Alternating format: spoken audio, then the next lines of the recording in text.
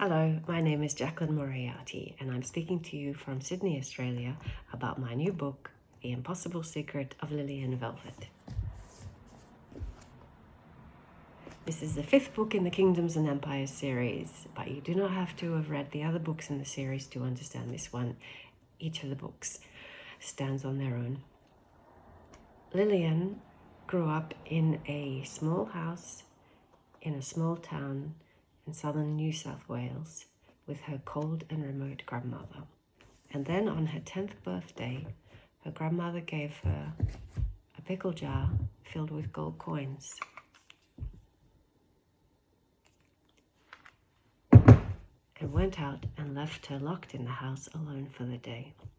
At that point, Lillian began to find herself being shoved into another world and other times for short, unexpected adventures. And each time she is shoved into this other world, she finds herself meeting a person in some kind of serious, life-threatening peril. What Lillian doesn't know is that the person in the greatest danger might be herself. I'll tell you in a minute where I got the idea for Lillian Velvet, but first I might show you some photographs of some of the places where I like to go to write or to get ideas for my writing. While you look at them, maybe think about where I'm getting my ideas from or what I do that helps me get ideas.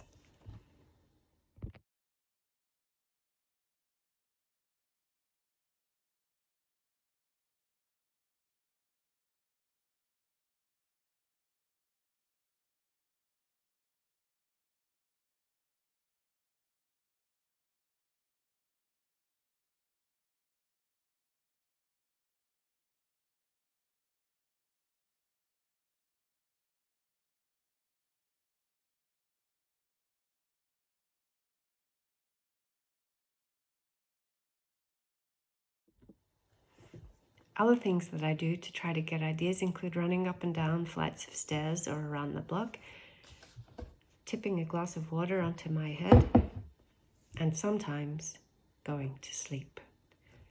In fact, my favorite way of getting ideas is to go to sleep. Sometimes I'll take my son to school and then I come back home, put my pajamas back on and get back into bed and fall fast asleep. This is actually very scientific, and I'll tell you why. The time that we are the most imaginative is the time right between being awake and being fast asleep. And I didn't make that up. Famous people in history have been following that approach for many, many years. So Beethoven, the composer, used to take carriage rides around his neighborhood dozing because that was the time when music would come to him. And Thomas Edison, who invented the light bulb, used to sit on a chair with metal objects in his hands, allow himself to drift off to sleep. And as he drifted to sleep, his hands would relax, which would mean that metal objects would fall crashing to the floor and wake him up. And then he would go and write down the ingenious scientific ideas that he had while he was falling asleep. The idea for Lillian Velvet's story came to me while I was drifting off to sleep one morning. I saw an image of a girl sitting at a piano in a dark, empty house. And then I saw a key sliding across the floor towards her. And when I woke up, I knew that the girl was named Lillian Velvet and that the key meant she was going to find a key to visit the kingdoms and empires. Then later on, while I was eating a pickle, I decided it would be more interesting for the key to be a pickle jar filled with gold coins. So Lillian Velvet was an easy character for me because she came to me in a dream or a half dream, and then she just wrote her own story for me. Sometimes that happens. Sometimes you might start a story and a voice will be very clear for you and the character will come to life. But other times you might have to think about how to create a character. So I'm going to suggest some exercises now that you could do to help you create a character. Sometimes the first step in creating a character, I think, is to get to know yourself a little bit. I'm going to give you 3 easy exercises that might help a little bit to get to know you. The first one is to think about what your favorite smell is. You could either write about this or talk about it amongst yourselves. My favorite smell is the smell of cinnamon, and the smell of cinnamon always reminds me of a time when I lived in America in my early 20s, and it's the first time I'd lived somewhere where it snowed. I was at a cafe in the evening and it began to snow, the first snow of the winter, and I looked through the cafe window and I could see the moonlight shining and a street light with snowflakes swirling and twirling underneath the street light, and a young man walked past. He was excited about the snow, and so he twirled himself to celebrate. And I sat there with my cup of coffee with cinnamon sprinkled on top and felt extremely happy and as if something enchanting was happening. So that's why cinnamon is my favorite smell.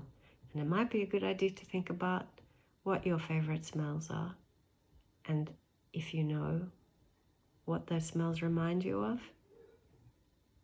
and what they're connected to for you and why they're your favorite smell.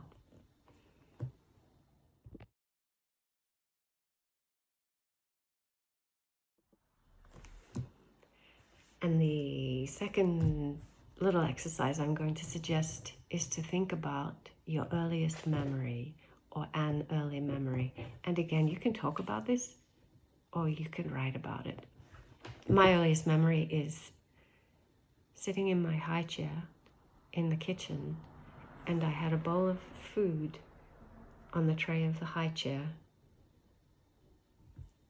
I was a baby, and there were people in the room around me, and they were all looking at me. I remember sitting in the high chair and seeing all these people looking at me and thinking, what do they want me to do? I decided what they wanted me to do was to pick up the bowl of food and throw it on the floor. So that's what I did. So if you want to think now or talk about or write about some of your earliest memories.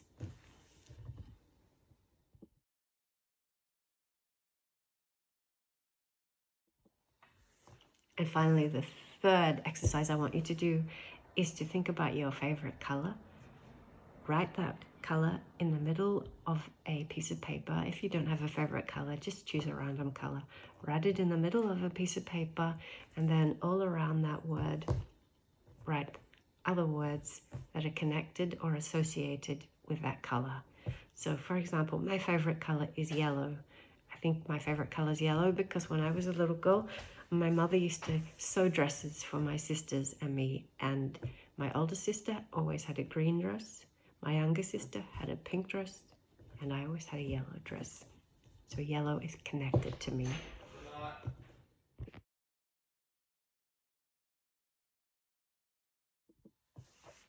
So now that you have spent a little bit of time thinking about yourself and aspects of your own character, you might like to apply that to create a character. So start by doing this for me. Think about who the character is, just at a basic level. And it could be anyone. You could decide your character is a prince, a lawyer, an accountant, a witch, a farmer, or a dragon. And now, give that character a favorite smell, a reason for that being their favorite smell, an earliest memory, and a favorite color, and what associations that color has for them. So I'll pause in a moment so you can do that, but when you do that, you can think about the obvious, most likely things, or you can think a little beyond that. So for example, if your character was a witch, you could say their favorite smell was the smell of rotting chicken carcasses, and their earliest memory was the bubbling of the cauldron of the first spell that their mother made, and the favorite color was moldy cheese color, or just black, the black of a witch's hat. Or you could think a little bit beyond that and get to know the witch a little bit and say the favorite character is the favorite smell is the smell of the rosemary that their uncle used to sprinkle on top of the cauldron when he was making a spell. And their earliest memory was learning to ride a broomstick and falling off it and getting splinters in their hand. And their favorite color is the orange gold of the fire that crackles outside their witch's house, that is keeping away the enemy witches, whatever you like. So try that now. Create a character by giving the character a name and a job and a position, and then give them a favorite smell, a reason for that favorite smell, an earliest memory, and a favorite color.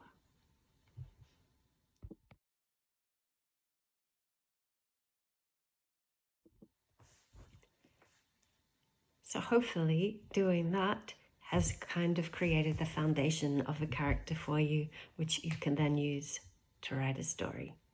I'll tell you a secret: if you're still having trouble thinking up a story idea, add to that favorite smell, earliest memory, and favorite color your character's greatest wish and their greatest fear. And then see how their greatest wish and their greatest fear crash into each other, and that can make a story. So thank you so much for listening today. To finish, I'm going to show you the Australian and American covers of this book, and you can compare them with the English cover and say which one is your favorite. I love all three of them. This is the Australian cover, and this is the American cover.